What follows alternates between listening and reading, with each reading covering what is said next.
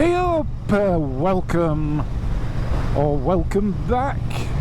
Now then, today I'm out on the Super Meteor 650, as you can see, and I'm just on my way to the Route 59 Cafe, which is between Skipton and Ilkley,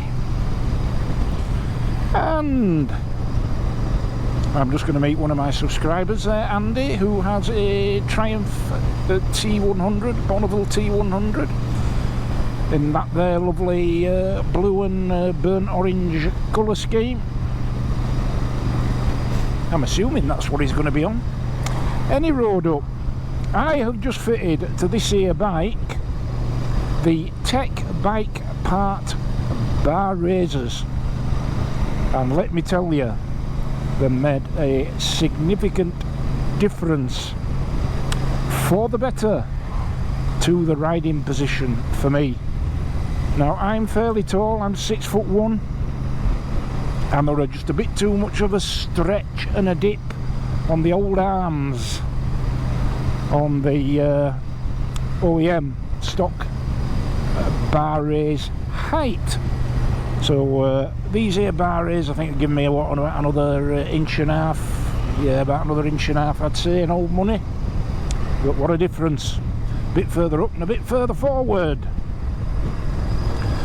And a couple of things I've also done to significantly increase the comfort on this bike is I've notched up the rear suspension, 2 notches on each shock absorber. And I've taken a couple of PSI out of the tyres. So these should run one up. These should run at 32 front, 36 rear. So I'm running these now at 30 front, 34 rear with the adjusted suspension, and it's made quite a difference to the ride comfort, because as standard these bikes come with the preload at its lowest level, and I found that this bike, when I've hit the proper potholes and glitches and scars and abnormalities in the road, of which there are plenty in this here country, it's occasionally wanted to bottom out and try to compress my old spine, the little tinker. And whereas the ride is still firm at the back, it's fair to say we are not bottoming out anymore, and the handling feels a bit better too, though how much of that's down to the bar raisers I don't know. So I'm going to cut away from my boring old waffle now and show you how I've fitted these Tech bar raisers, top quality CNC bar raisers. I'll show you how I fitted these, and I'll show you me adjusting the suspension and reducing the air pressure. And those are 3 things that you can do which may well significantly improve the ride quality of your Super Meteor if you're having issues with it. So enough of me, and over to that there boring fella that makes out he can spanner a bike. Speak to you in a bit. Right, take no notice of that silly old bugger on his bike. Here we are adjusting the suspension on the Super Meteor with a 6.5mm Allen key, and give it 2 clicks clockwise on each of those shock absorbers. Now to the tyre pressures. Listed for this bike is 32 front, 36 rear, and I let out 2 psi from each, so now running 30 front, 34 rear, and it does make a difference. Right, on to removing the bar clamps there at the top, again using an Allen key, and once those are free from the assembly, you can manoeuvre the handlebars into a safe place, and the safe place for me was just forward of those mounts. Now then, here we have the Tech Bike Parts CNC aluminium bar raisers. Very smart looking bit of kit there. And there we are, putting the bars safely forward of the clamps, and a tea towel to protect the tank in case you drop anything.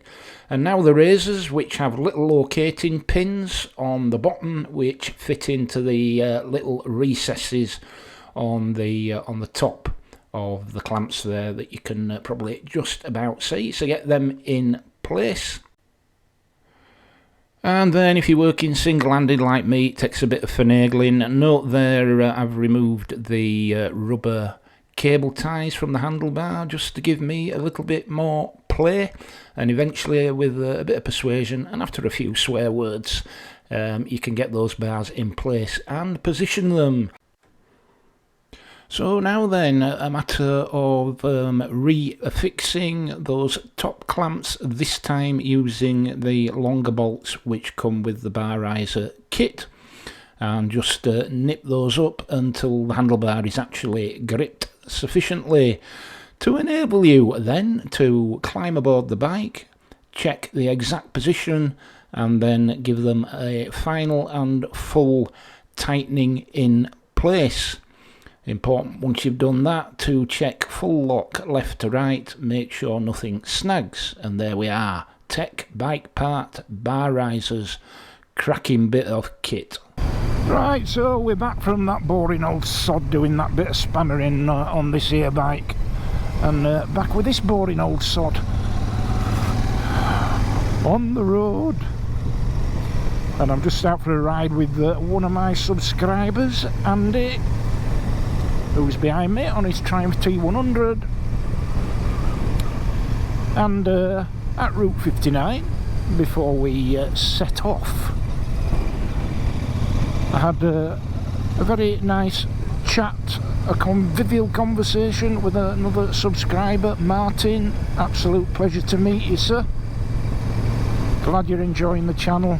Glad it helped you through the cold, dark winter months that we're slowly starting to emerge from now. Absolutely my pleasure, buddy, and thank you for being a subscriber. Really appreciate it. Always great to meet subscribers out on the road.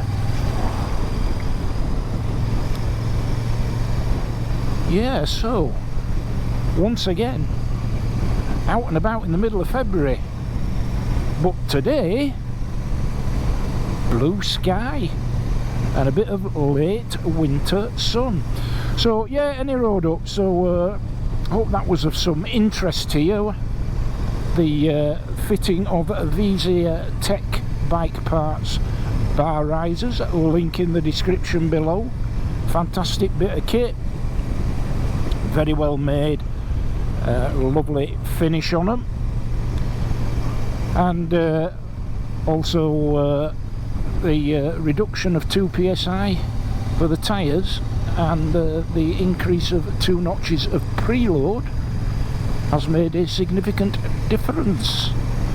And on this low watt road, which is notoriously helter-skelter and humpty-dumpty-bumpy, I can notice the difference already, but I'm particularly noticing a significant improvement in the riding position with these bar risers. So a bit of elevation, or elevation even, and a bit further forward, so less stretch at the arm. Amazing. Now then, and thanks to all those people who gave help suggestions about avoiding the dreaded condensation on the bikes in the garage through winter. 2 or 3 of you out there said stick a fan in there. So for the last 2 days I've had like a desk fan and a pedestal fan going in the garage, and I ventured in this morning to get this here bike out, and not a drop of condensation in sight. So that appeared to do the trick. But I think a long-term solution is probably going to be a dehumidifier. But for now, sticking a couple of fans on certainly has improved the situation. So thanks guys and gals, all of you, for for your suggestions, and that seems to be quite an effective interim measure, if not a permanent solution. Crown Hotel there, if you turn right here. This is a fantastic scenic run, and it takes us right over the tops and down into Massam, where I'm going to get some fuel I hope, at the jet filling station there. And I know that filling station only sells the premium stuff. It only sells E5 petrol. The fella there won't sell E10. Good man. My sort of filling station guy.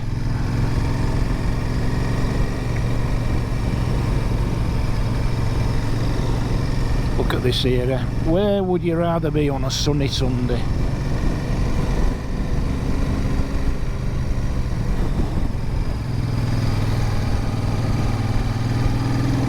Glorious.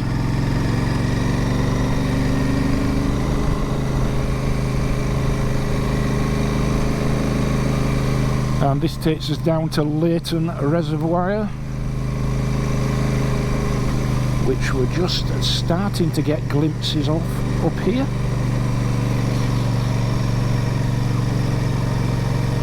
And it's a beautiful spot. There we go, look at that, Leighton Reservoir. So yes, if you're in this neck of the woods, then just take a run out to a little village called Lofthouse and turn right there by the Crown pub, and it'll bring you onto this road over the tops.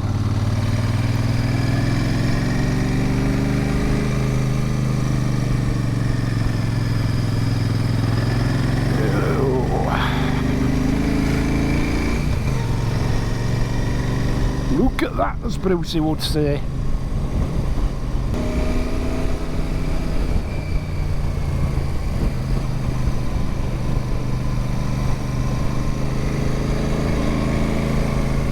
Oh, beautiful, look at that red kite. What an absolutely magnificent creature. They were almost extinct at one point, the red kites, and then there was a breeding programme out of Harewood House in Leeds, which is where you can still see a lot of red kites circling above there in quite big numbers, double figures of numbers often. But it's been a real pleasure to see those magnificent animals thriving in all parts of Yorkshire now.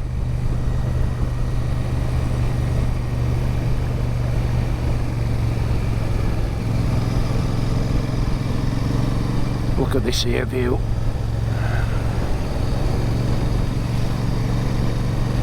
So I'm just going to stop jabbering now for a bit.